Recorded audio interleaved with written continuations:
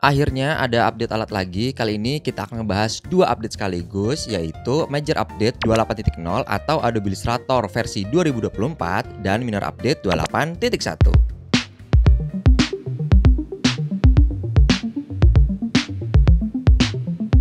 Hey guys, selamat datang di Killer bersama saya, Kemal. Bagi yang baru di channel ini, Killer sering ngebahas tentang tools-tools untuk desainer grafis dan juga untuk ngedit video seperti sekarang ini. Sebenarnya untuk update 28.0 ini udah cukup lama ya, di bulan Oktober kemarin, tepatnya setelah event Adobe Max 2023.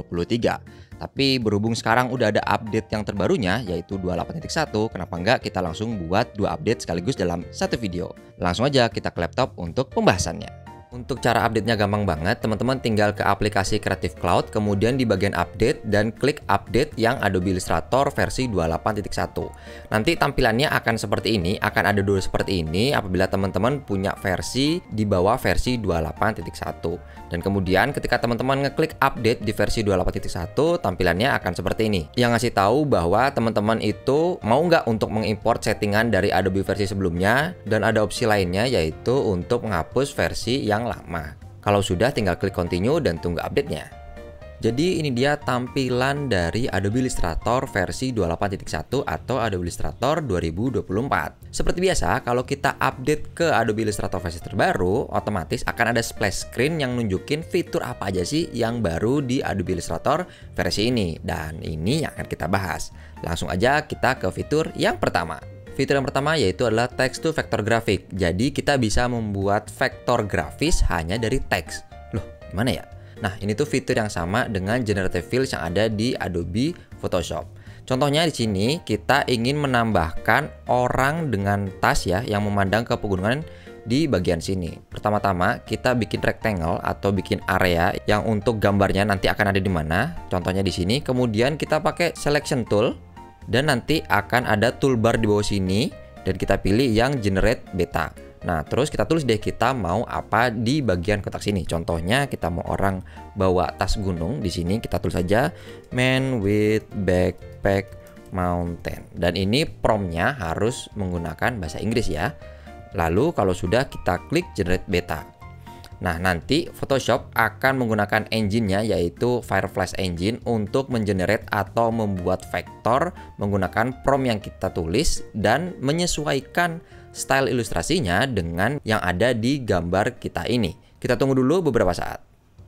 Nah, di sini adalah hasilnya, bisa kita lihat akan ada panel baru yaitu Properties Panel, dan kemudian di sini bisa kita lihat ada variation dari vektor yang di-generate oleh Adobe Illustrator. Jadi kita bisa milih nih, mau yang mana ya gambar yang cocok sesuai dengan yang kita inginkan. Ini variation yang pertama, kemudian ini variation yang kedua, oh ini cukup oke. Kemudian ini variation yang ketiga, kalau ini nggak ada bagian bawahnya, bukan ini kita inginkan. Ini variation yang keempat, ini lucu, ngadepnya ke depan. Terus kemudian ada version kelima dan ada version ke-6. Kita pilih yang version ke-5 aja. Oke, kalau sudah kita bisa perbesar. Dan yang paling menarik di text to vector graphic ini adalah bentuknya gambar tadi itu vektor ya, bisa lihat teman-teman ya. Kalau kita zoom ini terlihat si path-nya itu. Tuh. Dan si path-nya ini bisa kita edit. Jadi ini kalau sudah selesai seperti ini, kita ungroup. Kemudian kita bisa memilih bagian yang ingin kita ganti seperti ini dengan Direct Selection Tool. Mantap bukan fitur ini? Selain itu juga ada opsi-opsi lainnya yang bisa teman-teman eksplorasi di fitur ini. Yang pertama adalah tipenya. Nah, di sini tipenya teman-teman bisa milih nih, mau subjek atau objek yang seperti ini, atau bentuknya mau scene atau pemandangan, bentuknya mau icon, atau bentuknya adalah sebuah pattern. Teman-teman bisa eksplorasi bentuk-bentuknya di bagian type di sini. Kemudian teman-teman juga bisa mengklik Match Active Artboard Style, yaitu adalah memastikan bahwa hasil vektornya itu sesuai dengan background yang sudah ada atau tidak. Kemudian di bagian ini, apabila teman-teman punya style grafis tersendiri dari sebuah gambar, teman-teman bisa mempicknya menggunakan style picker di bawah sini. Lalu selanjutnya, teman-teman kalau bingung nih kira-kira promptnya mau kayak gimana ya, mau kayak apa ya, teman-teman bisa ngeklik bagian sini untuk mendapatkan sampel prompt dari Adobe Illustratornya. Dan kemudian di sini ada setting lainnya untuk memilih mau gambarnya itu mau sedetail apa, mau detail banget atau nggak detail-detail banget seperti ini. Di sini defaultnya adalah 3, jadi hasilnya seperti ini. Lalu kalau teman-teman nggak puas dengan hasilnya gimana? Ya gampang, tinggal klik generate beta, lalu Adobe Illustrator akan mengenerate 3 opsi tambahan untuk prompt yang teman-teman buat sebelumnya. Menurut teman-teman gimana nih fitur pertama dari Adobe Illustrator versi 2024? Coba dong gue mau cek di kolom komentar di bawah sini. Fitur yang kedua yaitu kita bisa membuat mockup yang realistik langsung dari Adobe Illustrator. Contohnya di sini kita punya logo bakso, kemudian bagian logonya ini pengen kita masukkan ke dalam mockup. Kita klik objeknya, kemudian kita ke bagian objek di atas sini, lalu pilih yang mockup, dan ini tuh masih beta ya. Jadi harap dimaklumi kalau hasilnya ya masih kurang-kurang gitu lah. Lalu kita pilih yang make. Dan langsung kita diminta untuk menginstal add-on tambahan sebesar 400 MB. Dan langsung aja kita klik install. Setelah diinstal, tampilannya seperti ini. Akan ada panel baru yaitu mockup beta. Dan kita bisa langsung lihat beberapa hasil mockupnya di bagian sini. Nah, untuk jenis-jenisnya kita bisa pilih mau branding grafik, digital device, packaging, atau apparel. Kita coba yang packaging dulu kali ya. Karena ini bakso mungkin apparel aja deh. Nah, di sini kita pengen lihat dia di bagian baju untuk anak-anak. Coba kita klik edit on canvas. Kemudian Adobe Illustrator akan memprosesnya seperti ini. Nah, ini udah jadi nih mockupnya langsung di Adobe Illustrator. Tapi bisa kita lihat ya, di sini ada watermark Adobe Stock yang artinya kalau kita ingin memiliki file ini kita harus membeli filenya di Adobe Stock. Bisa dilihat juga di sini ada gambar keranjang untuk membeli lisensinya, yang kalau kita klik itu langsung membuka panel baru Adobe Stock dan langsung ditanya untuk membeli gambar ini kita akan diteruskan ke website Adobe Stock untuk membeli lisensi atau subscription-nya. Kita klik cancel aja dan bisa dilihat juga di mockupnya ini kita bisa menggeser-geser si grafiknya sehingga sesuai dengan si tekstur dari bajunya. Bisa dilihat ya, kalau kita akan ke bawah gambarnya akan lebih gepeng, kita taruh ke atas akan lebih lonjong sesuai dengan tekstur si bajunya. Tapi kalau dipikir-pikir fitur ini tuh penting gak penting ya, karena kan mockup banyak tuh di luar sana yang gratis, kenapa harus beli di Adobe Stock? Apakah ini salah satu taktik Adobe agar Adobe Stocknya laku ya? Fitur selanjutnya yaitu adalah retype, alias kalau kita punya gambar raster di Adobe Illustrator kemudian kita ingin mengedit teksnya, itu kita bisa loh langsung dari Adobe Illustratornya. Nah, caranya bagaimana? Contohnya di sini kita punya quote-quote motivasi yang berbentuk raster nih. Bisa lihat ya, bentuknya raster bukan vektor. Kemudian kita ingin mengganti di bagian sini nih, hati yang bersyukur. Kita ingin diganti di bagian bersyukurnya. Kita buka panel retype dengan ke window, kemudian pilih yang retype beta. Kemudian kita pilih gambar yang ingin diedit teksnya, kemudian kita klik enter, lalu Adobe akan memprosesnya dan mencarikan font yang serupa. Tentunya dengan produk mereka sendiri yaitu Adobe Font. Bisa dilihat di sini ada beberapa pilihan font kira-kira yang mirip tuh yang mana ya, yang ada di library Adobe Font. Kita pilih yang pertama aja, Futura. Kemudian kita klik 2 kali dan kita perlu mendownload add-on lagi sebesar 400 MB untuk menggunakan fitur ini. Langsung aja kita download dan kita tunggu sampai dia selesai. Kalau sudah, langsung aja kita klik apply dan kita pilih tekstur, lalu kita ganti di sini hati yang mantap. Jadi deh. Hihi. Tapi sekali lagi, font-font yang bisa diganti tentunya menyesuaikan dengan ketersediaan font yang ada di Adobe Font. Jadi nggak semua font ya bisa diganti di sini. Fitur selanjutnya yaitu kita bisa memperhalus sebuah path dengan kontrol. Jadi di sini kita punya gambar ikan yang kalau kita zoom kita lihat ini pathnya tuh agak bergerigi terus kemudian agak tajam-tajam. Nah, kita bisa membuat bagian itu menjadi halus Dengan cara kita pilih objeknya, kemudian kita ke bagian objek, lalu kita pilih path dan kita pilih yang smooth. Dan di sini kita bisa pilih nih, mau seberapa smooth sih gambar ini. Saya saran sih jangan gede-gede ya, karena nanti gambarnya jadi akan aneh. Kita pilih mungkin di bagian sini 22% atau 26, dan bisa dilihat di sini ya, komputer gue di sini agak nge-lag karena memang fiturnya di sini sepertinya sangat berat sekali.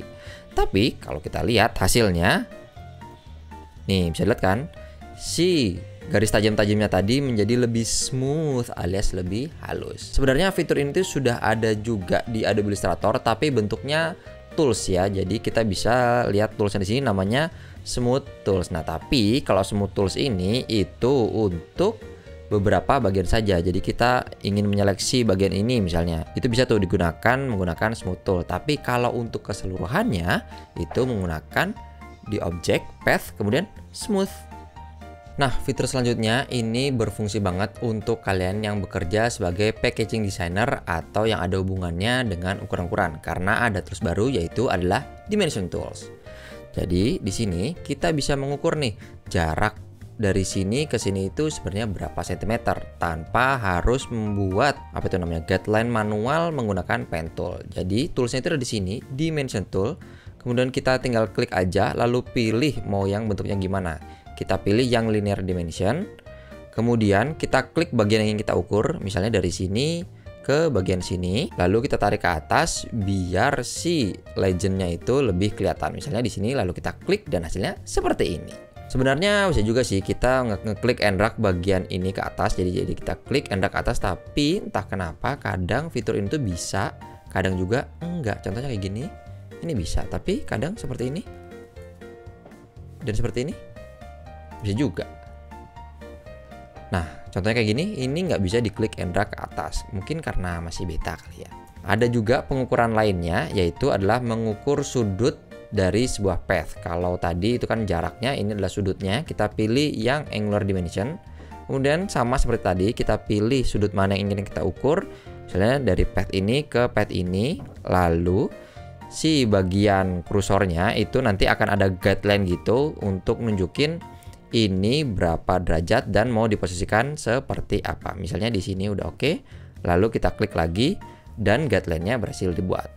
Dan yang terakhir adalah kita bisa mengukur jari-jari dari sebuah lingkaran sama menggunakan Dimension Tools. Kita tinggal pilih Dimension Tools, lalu kita pilih yang radial dimension, dan di lingkaran yang ingin kita buat ukurannya, kita arahkan ke bagian luar lingkarannya seperti ini. Nah, bisa dilihat kan ada si ping-ping yang tadi untuk nunjukin berapa sih jari-jari si lingkaran ini. Kalau sudah, kita tinggal klik aja dan nanti legendnya muncul di sebelah sini dengan menunjukkan bahwa jari-jarinya adalah 9 mm.